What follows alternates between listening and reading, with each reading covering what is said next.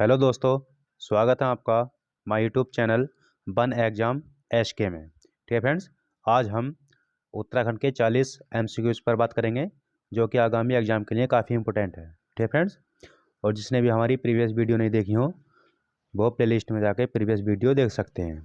ठीक है फ्रेंड्स, और प्रत्येक क्वेश्चन का मैंने बहुत अच्छे से विस्तार किया है। सभी पेन कॉपी लेके बैठें और साथ में नोट करते हुए चलें। चलो फ्रेंड्स, शुरू करते हैं। पहला क्वेश्चन है, राज्य की पूर्व से पश्चिम तक लंबाई है।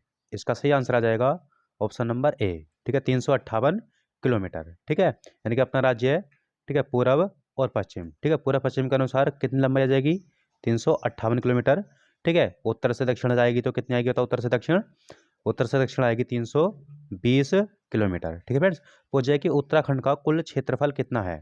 ठीक है, उत्तराखंड का क्षेत्रफल आता है 53,483। ठीक है, 53,483 वर्ग किलोमीटर। हो जाए कि क्षेत्रफल के अनुसार भारत में यानी कि उत्तराखंड का कितना परसेंटेज भाग है। ठीक है, तो भारत में पूछा जाएगा तो कितना परसेंटेज है, तो 1.69% है। ठीक है, हो जाए कि उत्तराखंड की कुल जनसंख्या कितनी है। उत्तराखंड की कुल जनसंख्या है 186,292।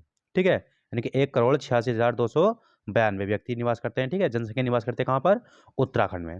हो जाए कि यानी कि जनसंख्या की दृष्टि से भारत में कितना परसेंट भाग है उत्तराखंड का, तो आगे उसका आएगा 0.83%। ठीक है फ्रेंड्स, हो जाए यानी कि उत्तराखंड की कुल अंतर्राष्ट्रीय सीमा कितनी है, तो कुल अंतर्राष्ट्रीय सीमा आएगी 625 किलोमीटर।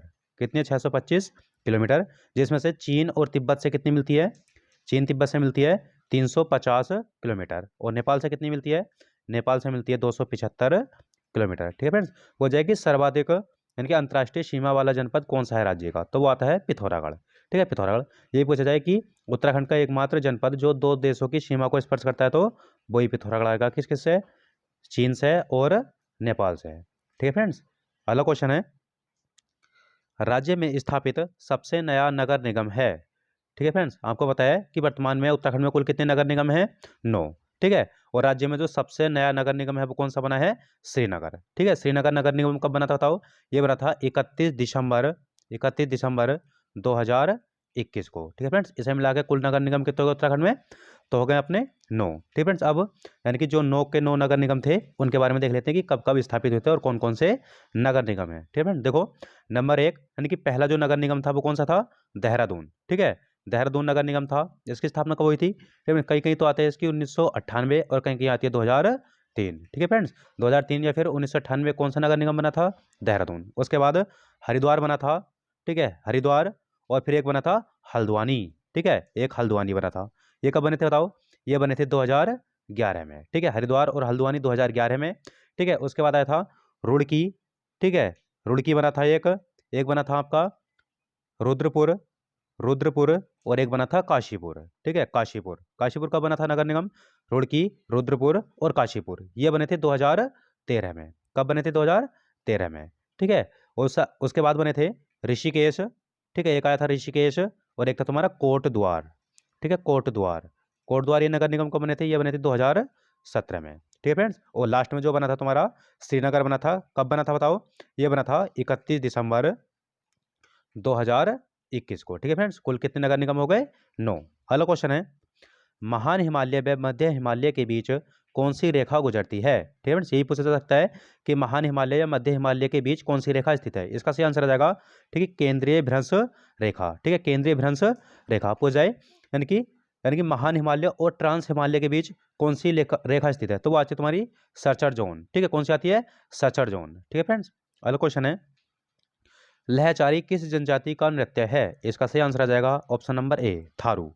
ठीक है, लहचारी जो है कि जनजाति का नृत्य है थारू। पूछ जाए कि उत्तराखंड में सबसे बड़ा जनजातीय समूह कौन सा है, तो वो भी कौन सा आएगा? थारू आएगा। ठीक है, उत्तराखंड का दूसरा सबसे बड़ा जनजातीय समूह तो आएगा जौनसारी। ठीक है फ्रेंड्स, पूछ जाए यानी कि थारू, जौनसारी, भोटिया, बोक्सा और राजी, इन जनजातियों को जनजाति का दर्जा कब दिया गया था? इन्हें दिया गया था 1967 में। ठीक है फ्रेंड्स, हो जाए यानी कि उत्तराखंड की सबसे बड़ी जनजाति आएगी तो थारू। ठीक है, और यानी कि जौनसार भावर क्षेत्र की आएगी तो सबसे बड़ी जनजाति तो जौनसारी। हो जाए कि महान हिमालय की सबसे बड़ी जनजाति आएगी तो भोटिया। ठीक है फ्रेंड्स, अगला क्वेश्चन है, विलियम टेल ने कुमाऊं को कितने परगनों में विभक्त किया।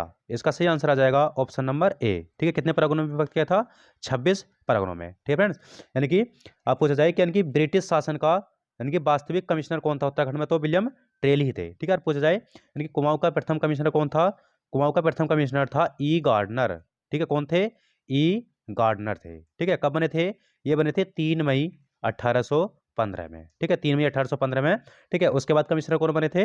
William trail. ठीक है, विलियम ट्रेल का कार्यकाल रहता है करीब 1816-17 से 1835 तक। ठीक है, विलियम ट्रेल ने 7 भूमि बंदोबस्त करवाए हैं, जो कि मैंने यानी कि पिछली वीडियो में बहुत अच्छे से विस्तार करके बताया है। ठीक है फ्रेंड्स, देख लेना प्ले लिस्ट में जाके वीडियो। ठीक है फ्रेंड्स, आप हो जाए ट्रेल के बारे में। ठीक है, यानी कि सर्वप्रथम यानी कि विलियम ट्रेल ने यानी कि 9 पटवारी पद।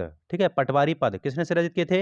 विलियम ट्रेल ने किए थे। कब किए थे बताओ? ये किए थे इन्होंने 1819 में। पूछ जाए यानी कि विलियम ट्रेल ने डबल लॉक व्यवस्था, ठीक है, खजाने की सुरक्षा के लिए डबल लॉक व्यवस्था कब अपनाई थी? तो इन्होंने अपनाई थी 1824 में। ठीक है फ्रेंड्स, पूछ जाए कि आबकारी विभाग, ठीक है, आबकारी विभाग और यानी कि खच्चर सेना, ठीक है, आबकारी विभाग और खच्चर सेना की शुरुआत किसने की थी? विलियम ट्रेल ने की थी। कब की थी बताओ? 1822 में। ठीक है फ्रेंड्स, पूछ जाए यानी कि सर्वप्रथम यानी कि जो अल्मोड़ा जेल की स्थापना की गई थी वो किसके समय की गई थी? अल्मोड़ा जेल की भी स्थापना विलियम ट्रेल के समय की गई थी। कब की गई थी? 1816 में। ठीक है फ्रेंड्स, पूछा जाए यानी कि जो नए वकील, नए अपील, नए दलील किसके शासनकाल को कहते हैं? विलियम ट्रेल के। ठीक है, इन्हीं के शासनकाल को किसने कहा था? माँ बाप सरकार। ठीक है, किसने कहा था? वो एटकिंसन ने। ठीक है, विलियम ट्रेल की एक पुस्तक थी जिसका नाम है, ठीक है, statistical statistical sketch of Kumaoni. ठीक है, statistical sketch sketch of Kumaoni, of Kumaoni किसकी पुस्तक है? विलियम ट्रेल की। ठीक है फ्रेंड्स, अगला क्वेश्चन है मूर्खली क्या है? इसका सही आंसर आ जाएगा ऑप्शन नंबर ए। ठीक है, मूर्खली क्या है? एक आभूषण है, और मूर्खली जो आभूषण पहना जाता है वो कहाँ पहना जाता है? कान में। ठीक है फ्रेंड्स, कहाँ पहना जाता है? कान में। एक आता है गोरख।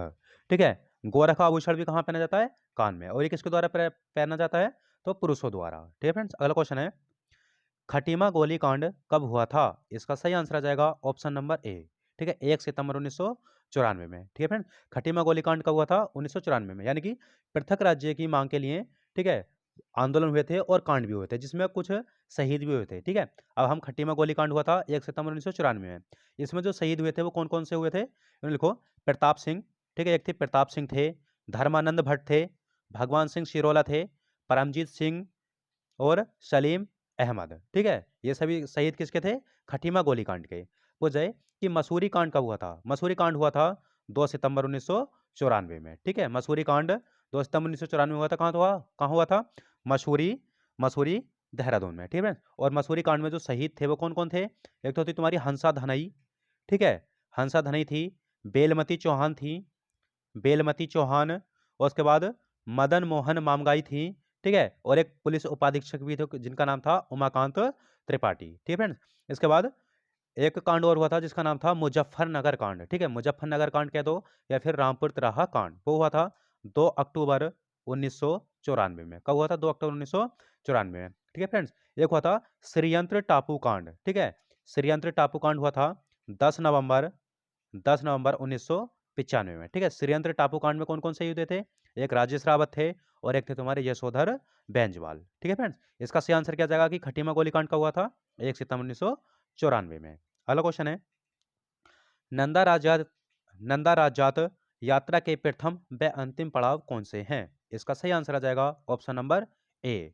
ठीक है, इंदिरा वढ़ानी और होमकुंड। ठीक है, अगर पूछा जाए यानी कि नंदा राज्यात यात्रा, ठीक है, नंदा राज्यात यात्रा करीब मान के चलो बहुत स्टार्टिंग से शुरू हो गई थी, करीब इसकी 1843 डेट आती है। ठीक है फ्रेंड्स, पर पूछा जाता है कि 20वीं शताब्दी की प्रथम यात्रा कब आयोजित की गई थी?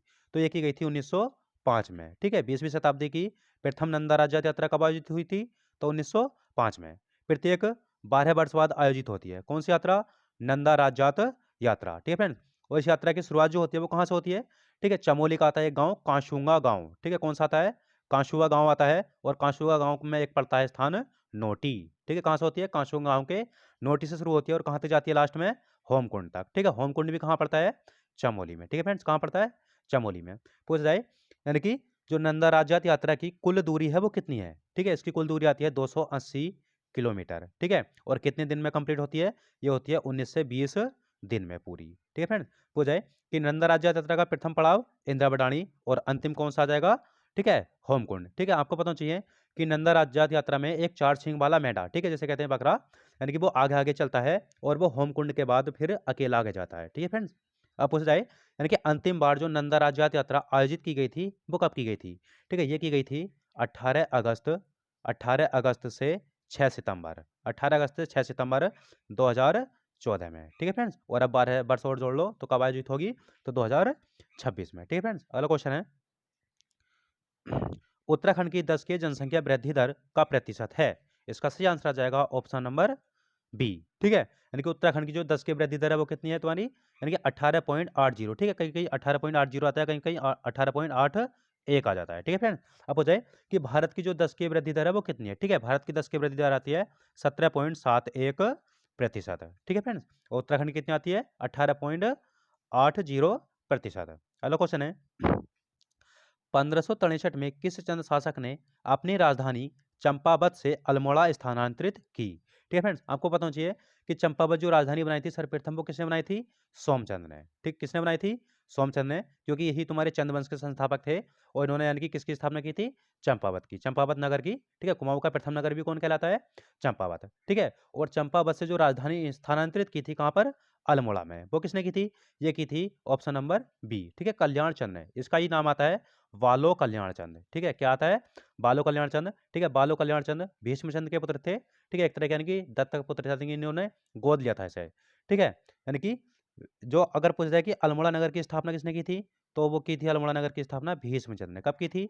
1530 में। और राजधानी किसने बनाया था? बालो कल्याण चंद ने। ठीक है, क्यों बनाया था? क्योंकि भीष्मचंद का यानी कि भीष्मचंद की हत्या किसने की थी? एक खस यानी कि एक खसा जिसका नाम था गजुबा ढिंगा। ठीक है, उसने इसकी हत्या कर दी थी। ठीक है, और अपने पिता के जो सपने को पूरा किया था वो किसने किया था? बालो कल्याण चंद ने। कब किया था? 1563 में। ठीक है फ्रेंड्स, अगला क्वेश्चन है कुमाऊं परिषद का कौन सा अधिवेशन हिंदू मुस्लिम एकता का प्रतीक माना जाता है? इसका सही आंसर आ जाएगा ऑप्शन नंबर ए। ठीक है, तीसरा अधिवेशन 1919 का। कहाँ हुआ था बताओ? ये हुआ था कोट द्वार में। ठीक है, कहाँ पर हुआ था? कोट द्वार पौड़ी में हुआ था। हो जाए कि कुमाऊं परिषद का एकमात्र अधिवेशन जो गढ़वाल में आयोजित हुआ, तो तीसरा ही आएगा। ठीक है, इसकी अध्यक्षता किसने की थी बताओ? इसकी अध्यक्षता की थी बद्रीदत्त जोशी ने। किसने की थी बताओ? बद्रीदत्त जोशी ने की थी। ठीक है फ्रेंड्स, अब हो जाए कि यानी कि कुमाऊं परिषद की स्थापना जो हुई थी वो कब हुई थी? ठीक है, कुमाऊं परिषद की स्थापना हुई थी 30 सितंबर 1916 में। ठीक है, कुमाऊं परिषद के कुल कितने अधिवेशन हुए थे? इसके हुए थे 6 अधिवेशन। ठीक है फ्रेंड्स, और 6 के 6 अधिवेशन अब मैं आपको बता रहा हूँ, पेन कॉपी लेके बैठना और लिख लेना। ठीक है, सबसे पहला अधिवेशन हुआ था इनका। ठीक है, पहला अधिवेशन हुआ था 1917 में। कहाँ पर हुआ था बताओ? ये हुआ था अल्मोड़ा में। कहाँ पर हुआ था? अल्मोड़ा में। इसकी अध्यक्षता किसने की थी? इसकी अध्यक्षता की थी जयदत्त जोशी ने। ठीक है, दूसरा अधिवेशन हुआ था 1918 में। कहाँ पर हुआ था बताओ? ये हुआ था हल्द्वानी में। कहाँ पर हुआ था? हल्द्वानी में हुआ था, जिसकी अध्यक्षता किसने की थी? तारादत्त गैरोला ने। ठीक है फ्रेंड्स, और तीसरा अधिवेशन मैंने आपको बता ही दिया कहाँ पर हुआ था? कोटद्वार में हुआ था। अध्यक्षता किसने की थी? बद्रीदत्त जोशी ने। चौथा अधिवेशन कहाँ पर हुआ था? चौथा अधिवेशन 1920 में हुआ था और ये हुआ था काशीपुर में। कहाँ पर हुआ था बताओ? काशीपुर में हुआ था, जिसकी अध्यक्षता किसने की थी? हरगोविंद पंत ने। ठीक है, और पांचवा अधिवेशन कहाँ हुआ था बताओ? पांचवा अधिवेशन हुआ था तुम्हारा टनकपुर चंपावत में। कब हुआ था? 1923 में। इसके इसकी अध्यक्षता किसने की थी? इसकी अध्यक्षता की थी बद्रीदत्त पांडे ने। किसने की थी बताओ? बद्रीदत्त पांडे ने की थी। ठीक है, और अंतिम अधिवेशन हुआ था इसका 1926 में। कहाँ पर हुआ था? ये हुआ था गन्या देओली। ठीक है, गन्या देओली रानीखेत में पड़ता है अल्मोड़ा में, और उसके जो अध्यक्षता की थी किसने की थी? बैरिस्टर मुकुंदीलाल ने। ठीक है फ्रेंड्स, इसका सही आंसर क्या जाएगा? यानी कि हिंदू मुस्लिम एकता का प्रतीक कौन सा अधिवेशन माना जाता? तो तीसरा। ठीक है, कहाँ पर हुआ था? कोटद्वार में। अध्यक्षता कौन थे? ये थे बद्रीदत्त जोशी। अगला क्वेश्चन है वन एवं पंचायत प्रशिक्षण अकादमी किस स्थान पर स्थित है? इसका सही आंसर आ जाएगा ऑप्शन नंबर ए, हल्द्वानी में। ठीक है, वन एवं पंचायत प्रशिक्षण अकादमी कहाँ स्थित है? हल्द्वानी में। ठीक है फ्रेंड, यहाँ पर है काशीपुर। ठीक है, काशीपुर में IIM स्थित है। ठीक है, IIM। ठीक है, यानी कि इंडियन इंस्टीट्यूट ऑफ मैनेजमेंट। ठीक है, ये भी कह सकते हैं कि भारतीय प्रबंधन संस्थान। इसकी स्थापना कब हुई थी बताओ? इसकी स्थापना हुई थी 29 अप्रैल 29 अप्रैल।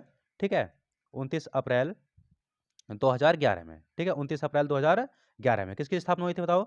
IIM काशीपुर की। ठीक है फ्रेंड्स, अगला क्वेश्चन है दूधातोरी लोक विकास संस्थान का गठन किसने किया था? इसका सही आंसर आ जाएगा ऑप्शन नंबर डी, सच्चिदानंद भारती ने। ठीक है, दूधातोरी लोक विकास संस्थान, ठीक है, ये तुम्हारी पौड़ी गढ़वाल में पड़ती है। और इसकी स्थापना जो की थी इन्होंने इन्होंने की थी 1982 में। किसने की थी? सच्चिदानंद भारती ने। अगला क्वेश्चन है, हिमालय की यात्रा के लेखक हैं? इसका सही आंसर आ जाएगा ऑप्शन नंबर डी। ठीक है, यानी कि हिमालय की यात्रा जो पुस्तक लिखी है वो किसने लिखी है? काका साहब कालेलकर ने। पूछा है कि कुमाऊं का इतिहास किसने लिखी थी? तो भगीरथ पांडे ने। ठीक है, उत्तराखंड का इतिहास और टिहरी का इतिहास किसने लिखा है? शिव प्रसाद डबराल ने। ठीक है, यहाँ पर राहुल सांस्कृत आया था।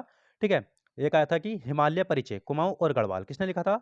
राहुल सांस्कृतायन ने। अगला क्वेश्चन है, लोक ऑफ स्नो किस ताल को कहा जाता है? इसका सही आंसर आ जाएगा ऑप्शन नंबर ए। ठीक है, हेमकुंड को। लोक ऑफ स्नो किसे कहते हैं?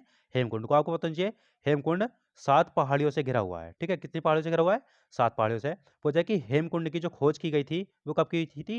1930 में। किसने की थी? सोहन सिंह ने। किसने की थी? सोहन सिंह ने की थी। पूछा कि हेमकुंड में जो गुरुद्वारों का निर्माण हुआ था वो कब से शुरू हुआ था? गुरुद्वारा का निर्माण हुआ था इसका 1934 से 35 में। ठीक है, पूछा यानी कि हेमकुंड से कौन सी नदी निकलती है? हेमकुंड से निकलती है तुम्हारी हेमगंगा या फिर लक्ष्मण गंगा। ठीक है, कौन सी निकलती है? हेमगंगा या फिर लक्ष्मण गंगा। ठीक है फ्रेंड्स, अब हो जाए यानी कि हेमकुंड के किनारे सिखों के कौन से गुरु ने तपस्या की थी? ठीक है, सिखों के अंतिम गुरु थे कौन से? 10वें। क्या नाम था उनका? गुरु गोविंद सिंह। ठीक है, इन्होंने तपस्या कहां पर की थी?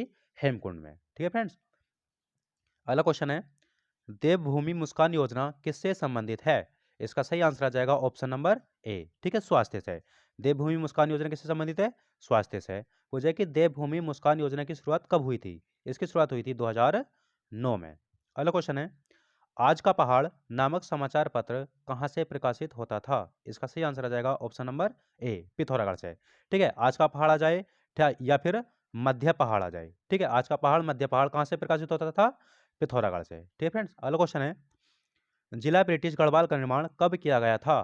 ठीक है फ्रेंड्स, यहाँ पर बात चलिए कि जिला ब्रिटिश गढ़वाल का, ना कि पौड़ी गढ़वाल का। ठीक है, अगर जिला ब्रिटिश गढ़वाल आएगा तो 1839 में। ठीक है, जिला ब्रिटिश गढ़वाल का निर्माण 1839 में, और पौड़ी गढ़वाल आएगा तो कब आएगा? 1840 में। ठीक है फ्रेंड्स, अगला क्वेश्चन है, धर्मगंगा व बालगंगा किसकी सहायक नदियां हैं? इसका सही आंसर आ जाएगा भिलंगना की। ठीक है, धर्मगंगा, बालगंगा, एक आता है तुम्हारी मेदगंगा, मेदगंगा, और एक आती है दूधगंगा। ठीक है, ये चारों नदी किसकी सहायक नदी है? भिलंगना की। ठीक है फ्रेंड्स, अलकनंदा की कई सहायक नदी हैं, जैसे सरस्वती गंगा आ जाएगा।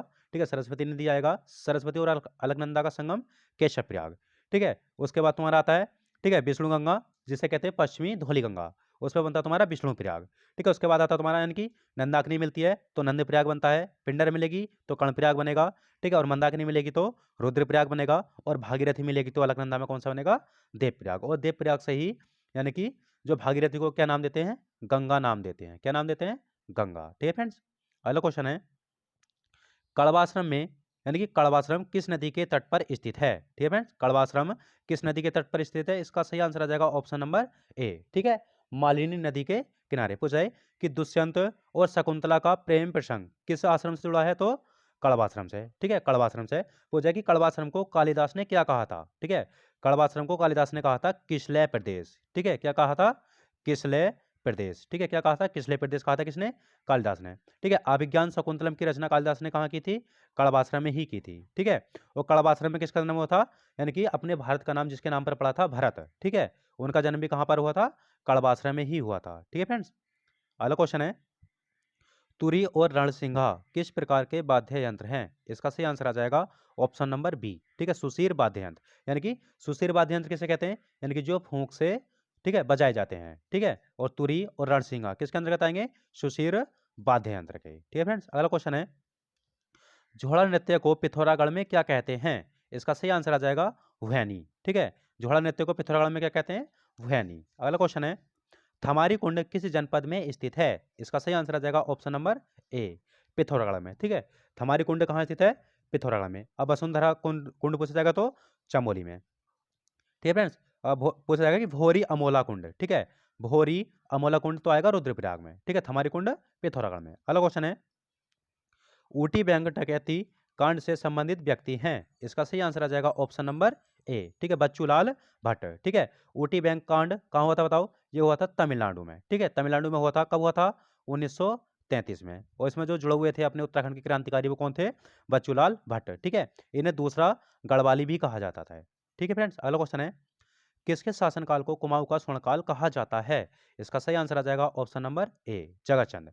ठीक है, जगतचंद के काल को क्या कहा जाता है? कुमाऊं का स्वर्णकाल। ठीक है फ्रेंड्स, पूछा जाए यहाँ पर है लक्ष्मीचंद। ठीक है, लक्ष्मीचंद ने गढ़वाल पर करीब 7 बार असफल आक्रमण किया था। वैसे देखा जाए तो कुल कितनी बार आक्रमण किया था? 8 बार। ठीक है, जिसमें से 7 बार ये असफल रहे थे और 1 बार यानी कि ये जीते थे। और किसके समय किया था?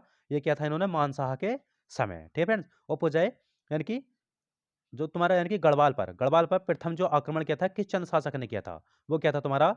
कीर्ति चंद ने। किसने किया था? कीर्ति चंद ने। किसके ऊपर किया था? अजयपाल के। कब किया था बताओ? ये किया था 1491 में। कब किया था? 1491 में। ठीक है फ्रेंड, अब हो जाए कि गढ़वाल का स्वर्णकाल किसके शासन को कहते हैं? तो फतेहपति शाह के। किसने कहा था? ये कहा था मतीराम ने। किसने कहा था? मतीराम ने। ठीक है, और कुमाऊं का स्वर्णकाल जगतचंद ने। ठीक है फ्रेंड्स, अगला क्वेश्चन है, गोरखों का प्रथम सूबा जिसने कुमाऊं में प्रथम भूमि बंदोबस्त कराया? इसका सही आंसर आ जाएगा ऑप्शन नंबर ए। ठीक है, जोगामल शाह। ठीक है, यानी कि गोरखों का प्रथम सूबा भी कौन था? जोगामल शाह था। ठीक है, और इसने कुमाऊं में भूमि बंदोबस्त करवाया था। कब कराया था बताओ? 1791-92 में। ठीक है फ्रेंड्स, अगला क्वेश्चन है, गोरखों का सेनापति हस्तिदल चौतरिया किस युद्ध में मारा गया था? इसका सही आंसर आ जाएगा ऑप्शन नंबर ए। ठीक है, गणनाथ डांडा का युद्ध। ठीक है, हस्तिदल चौतरिया ठीक है गोरखों के सेनापति थे और जो कि किस युद्ध में मारे गए थे? गणनाथ डांडा का युद्ध। ठीक है, गणनाथ डांडा का युद्ध कहाँ हुआ था? ये हुआ था अल्मोड़ा में। कब हुआ था बताओ? ये हुआ था 23 अप्रैल 1815 में। ठीक है फ्रेंड्स, अब पूछ जाए यानी कि जो यानी कि संगोली की संधि हुई थी वो कब हुई थी? ठीक है, गोरखों के बीच और अंग्रेजों के बीच कब हुई थी बताओ? संगोली की संधि हुई थी 2 दिसंबर 1815 में। ठीक है, कब हुई थी? 2 दिसंबर 1815 में हुई थी। पूछा कि संगोली की संधि को जो नेपाल सरकार थी उसने मान्यता कब दी थी? ठीक है, इसमें मान्यता दी थी नेपाल सरकार ने 4 मार्च 1816 को। कब मान्यता दी थी? 4 मार्च 1816 को। पूछा कि संगोली की संधि जो हुई थी 2 दिसंबर 1815 को वो किस किस के बीच हुई थी?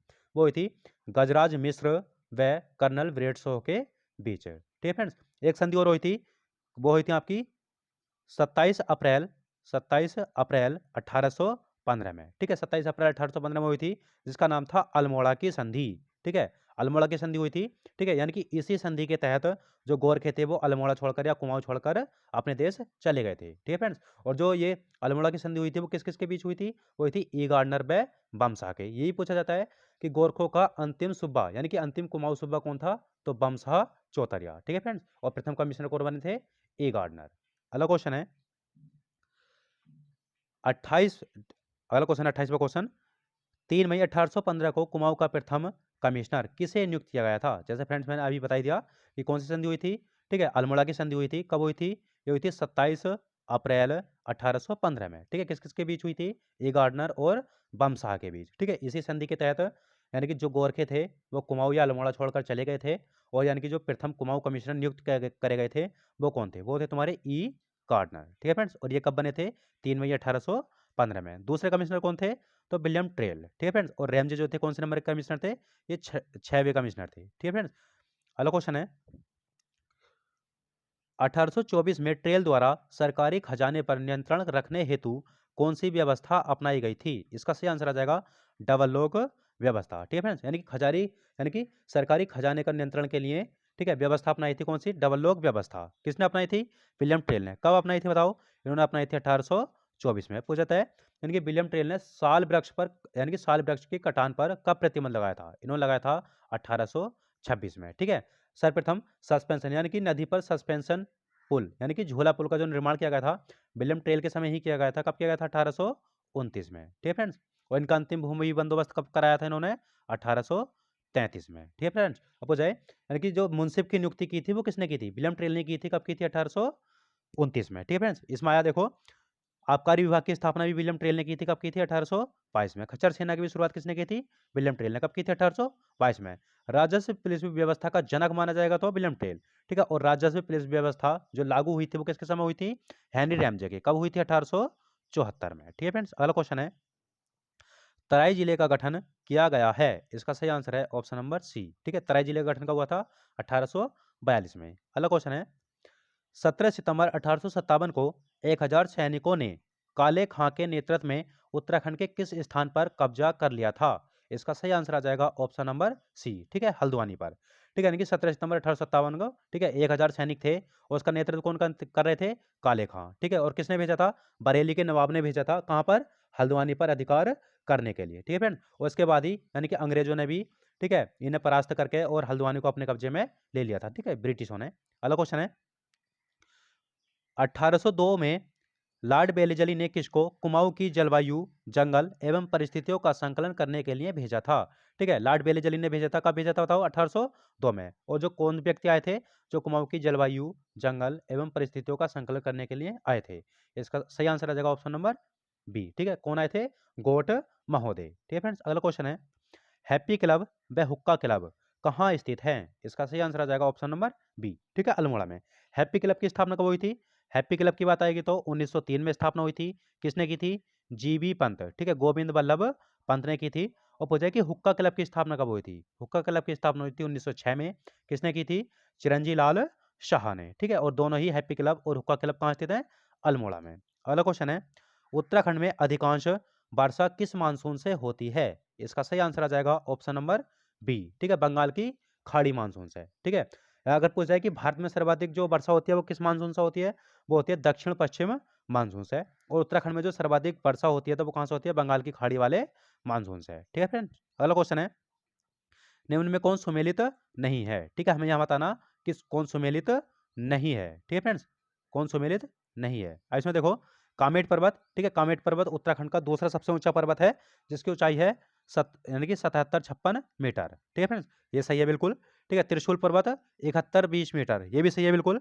ठीक है, केदारनाथ पर्वत, ठीक है, 69-68 मीटर, ये भी सही है। ठीक है, बद्रीनाथ पर्वत, ठीक है फ्रेंड्स, ये गलत है क्योंकि बद्रीनाथ क्या आती है? 71-40 मीटर, ठीक है। त्रिशूल पर्वत चमोली में पड़ेगा। केदारनाथ पर्वत, ठीक है, ये भी तुम्हारा उत्तर का चमोली में पड़ेगा। ठीक है, उसके बाद तुम्हारा केदारनाथ वैसे रुद्रप्रयाग और चमोली दोनों की सीमा पर है। ठीक है, कामेट चमोली में पड़ेगा, ठीक है फ्रेंड्स। और सबसे यानी कि उत्तराखंड की सबसे ऊंची जो चोटी है या पर्वत है वो कौन सा है? वो आता तुम्हारा नंदा देवी पश्चिमी। कौन सा आता बताओ?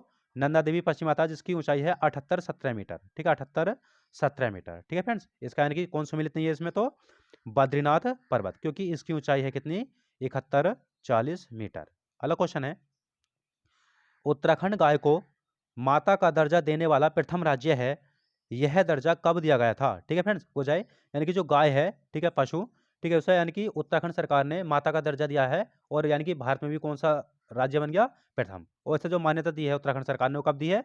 2018 में। अगला क्वेश्चन है, कुमाऊं रेजिमेंट पर डाक टिकट कब जारी हुआ? इसका सही आंसर है ऑप्शन नंबर डी, 1988 में। ठीक है, कुमाऊं रेजिमेंट पर डाक टिकट कब जारी हुआ? 1988 में। अगला क्वेश्चन है, उत्तराखंड की प्रथम महिला विधानसभा अध्यक्ष हैं, इसका सही आंसर आ जाएगा ऑप्शन नंबर बी। ठीक है, कौन है? रितु खंडूरी। हो जाए कि यानी कि जो रितु खंडूरी विधानसभा अध्यक्ष बनी है वो कौन से यानी कि विधानसभा चुनाव से बनी है? तो यह बनी है 5वीं विधानसभा चुनाव में, ठीक है, 5वीं विधानसभा चुनाव में बनी है। और जो यानी कि उत्तराखंड की प्रथम महिला विधानसभा अध्यक्ष है, कौन है?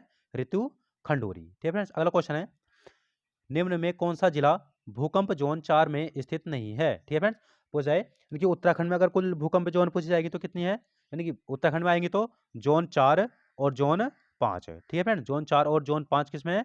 उत्तराखंड में है। और भारत में कुल जोन है पूछी जाएंगी तो 5 जोन आती हैं, ठीक है, जिसमें कि 2 जोन है अपने उत्तराखंड में आते हैं, 4 और 5। और इन जोनों के अंतर्गत जिले भी बांटे गए हैं, ठीक है। जोन 4 के अंतर्गत पूछा जाए तो एक तो आएगा देहरादून, ठीक है, देहरादून आएगा, उधम सिंह नगर आएगा, ठीक है, यूएसएन, ठीक है, देहरादून, उधम सिंह नगर, फिर आएगा उत्तरकाशी, ठीक है, उत्तरकाशी आ जाएगा, नैनीताल आ जाएगा, ठीक है, नैनीताल, और फिर आएगा तुम्हारा टिहरी, टिहरी, ठीक है, देहरादून, उधम सिंह नगर, उत्तरकाशी, नैनीताल और टिहरी किस में आएंगे? जोन 4 के अंतर्गत। अब इसमें क्या पूछा गया बताओ?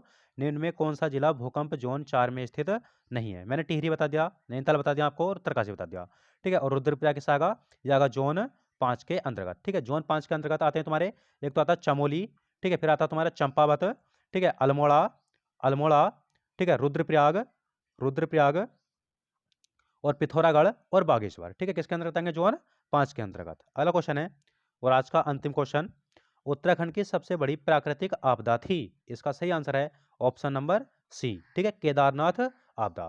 केदारनाथ आपदा कब हुई थी बताओ? ये हुई थी 16-17 जून, 16-17 जून 2013 में, ठीक है, कब हुई थी? 16-17 जून 2013 में, ठीक है। और ये आपदा हुई जो थी वो उसका कारण क्या था? ठीक है, ये आपदा हुई थी तुम्हारी, यानी कि जो चोराबाड़ी ताल टूट गया था। ठीक है, चोराबाड़ी ताल तुम्हारा रुद्रप्रयाग में पड़ता है।